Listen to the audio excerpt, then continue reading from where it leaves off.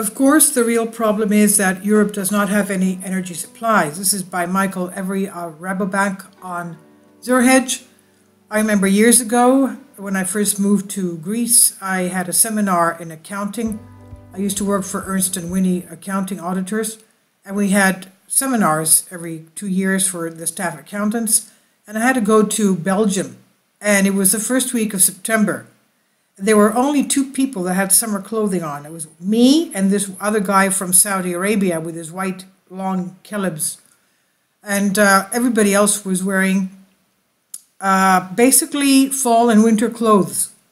Okay? And today is September 1st, and I'm relating this to you because I remember that in Northern Europe, of course, the winters start very much earlier. And it's not like the Mediterranean climate that we have in the Mediterranean. They really need heating. Now, Michael Every of Rabobank says, the real problem is that Europe does not have any energy supplies. Markets saw choppy, mostly gloomy trading lately, and they responded to the Jackson Hole message that rates are going to be higher for longer. Stocks were down, bond yields were up, and the US dollar was close to a new fresh high on the broad Bloomberg index. In particular, at time of writing, US dollar to Japan yen was 138.7 and US dollar to CNY was 6191. So here we come again. It goes without saying that the Euro USD was around parity, but fundamentals suggest it will not stay there for long. It's going well under. That is the euro. It's despite the fact that away from the financial media focus on Powell saying the same thing he has been saying for weeks and equity markets have been steadily ignoring. Because markets, one of the biggest sea changes at Jackson Hole was in the stance from Europe. In particular, we got a speech from ECB Schnabel, monetary policy and the great volatility, which did the unthinkable for the Fed. It mentioned the geopolitical backdrop as a key driver of inflation, not the abstract supply chains, and noted that this was likely to be a structural feature, not a temporary blip. Moreover, the world was drifting apart to boot, and she put it, the great moderation was a period of prosperity and broad macroeconomic stability.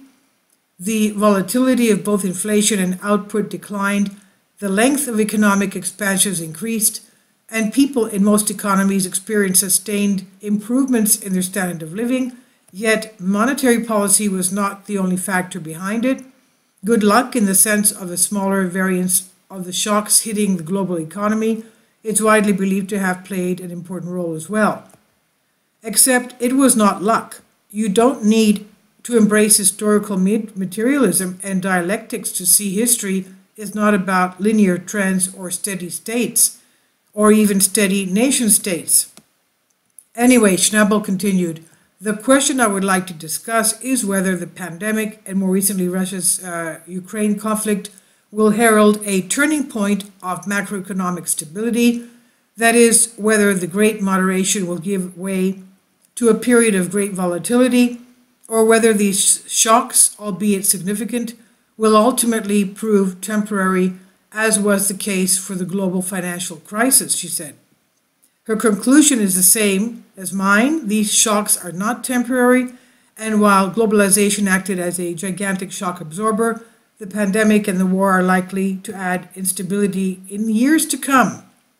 Moreover, as predicted here continuously since 2015, FX wars and 2016's thin ice, today the world economy is at risk of fracturing into competing security and trade blocs. The international network that connects our economies is fragile. We're witnessing new and alarming forms of protectionism. Of course, Schnabel was of the view that a determined commitment of Volckeresque high rates for as long as needed could break the back of this inflation, thus partly the market sell-off.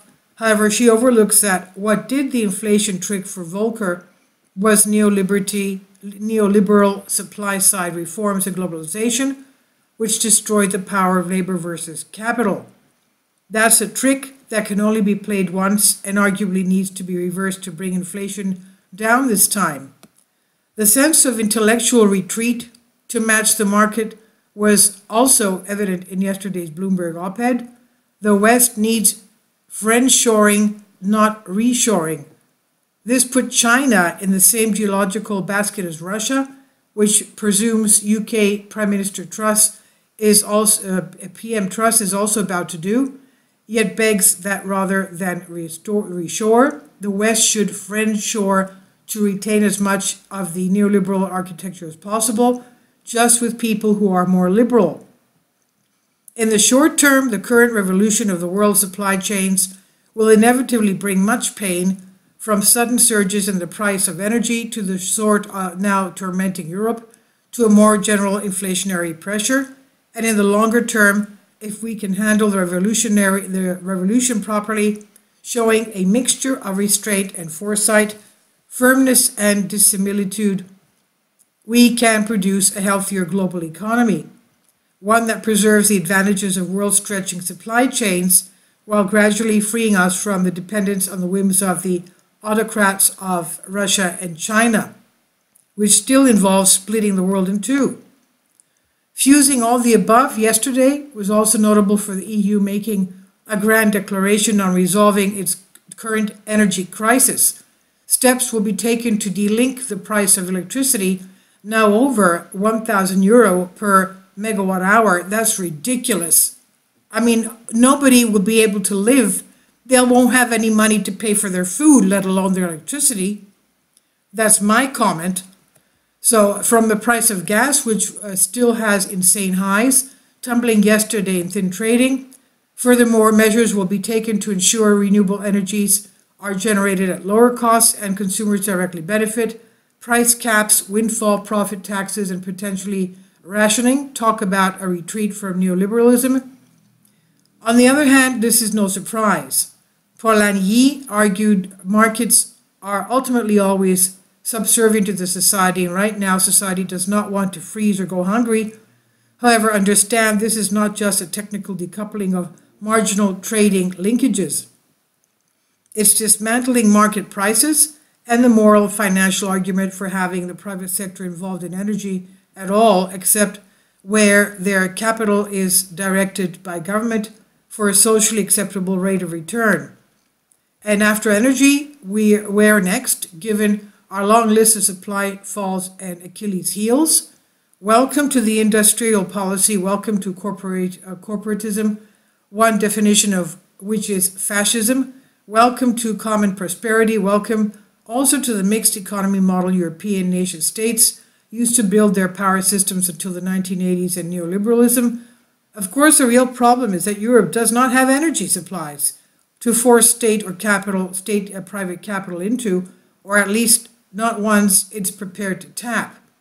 Indeed, Germany's economy minister says that the bitter reality is that Russia will not resume gas supply. Enjoy those stocks you have built up at a huge expense because there will be far less flow ahead. As such, what power source will the EU link electricity prices to? Solar panels in winter when Northern Europe's energy requirements are at their highest, burning the M&Ms that unicorns excrete? Underlying the point, Brent oil prices rose 4% to over $105 yesterday. Now, the brutal lesson is that neoliberalism is like a chocolate teapot. It looks amazingly sweet until things get hot, and then it serves no purpose at all. Relatedly, the title of today's daily, The Power of the Powerless, which I used before, addresses the energy situation in Europe, but was also the title of the political pamphlet by dissident Václav Havel against communist Czechoslovakia. He argued the first step to bringing down the regime was for the powerless greengrocer not to place a state-backed sign saying, "Workers of the world unite," in his window. If Europe and others had done the same with certain neoliberal approved signs, they arguably would not be in the critical mess they are in now. Finally, and also linked to the daily title, as even the ECB agrees with me, military reports out there that the Ukrainian Kherson counteroffensive begun. Market participants will have read any history will know that watching the success or failure on that key front will likely also be the key to global geopolitical and inflation outlook longer term. Far more so than most central bank warble, regardless of how much power they like to think they have. And this is by Michael Every of Rabobank on Zero Hedge. Please leave your comments and thank you for your support. Kindly support my Patreon account. The daily posts are 5 videos daily, and they are totally different from what I have on my YouTube channel. Thank you so much for your support and that you find all my content so interesting. You'll find the Patreon account details in the description box below.